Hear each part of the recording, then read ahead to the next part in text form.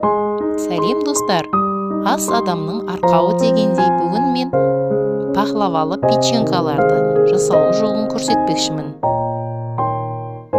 Бұл үшін 3 жұмыртқаның сарысына 100 грамм шекерді қосып, 100 мл сұйық майдан қосып, 1 шай қасықта разрыхлительді қосып, қаттылау етіп қамыр илеп алдым. Алдын ала дайындап алған начинкамызды арасына жағып, оны пеште пісіріп алдым.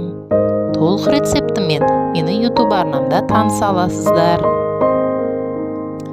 Аузыңызға салсаң еріп кететіндей осындай пахлавалы печенькалардың жасалу жолын білгіңіз келсе, қоңыраушаны басып, менің арнама тіркеліп алыңыздар.